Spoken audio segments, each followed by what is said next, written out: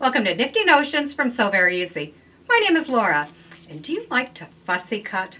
Well, I have a set of 5 rulers that you're going to be able to fussy cut with or square up your blocks. You can get fussy cut rulers in many different sizes, and here is the set from Fons and Porter. There's 5 square rulers. You have a 2-inch, 3-inch, 4-inch, 5-inch, and a 6-inch square. These are perfect for fussy cutting. When you get the templates, there's a piece of paper that needs to come off the back. You're going to be able to just peel that paper off, and that's going to give you that clear surface. Once all the paper's off, we're going to be able to use these to fussy cut. Each of the rulers come with a little X in the center to mark that center point. They also have a non-slip 1/4 inch all the way around. So even though this is a 3-inch square, it's 3 inches plus that 1/4 inch seam allowance. So it's a 3.5-inch square. So it has that built-in seam allowance for us.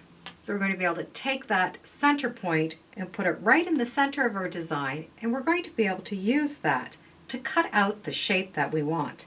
They're great for fussy cutting pictures and little things out of fabric that we want, but they also work great for striped fabric.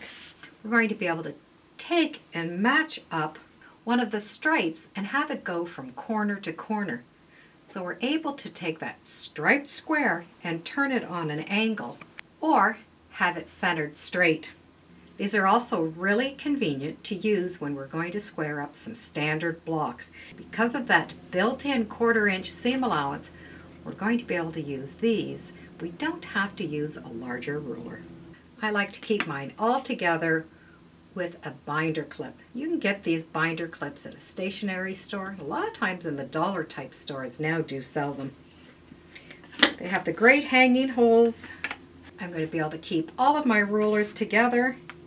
And if there's not a hole in the directions, I do like to put a hole in there so that I can keep it together, because the back information sometimes is very helpful. And now I have them all stored for my next fussy cut project or just for squaring up some of my standard sizes. With those built-in 1/4 inch seam allowances, you can do more than just fussy cut. Thank you for joining me today on Nifty Notions. Feel free to subscribe, and as always, come on back. Let's see what we're sewing next time in the sewing room. Bye for now.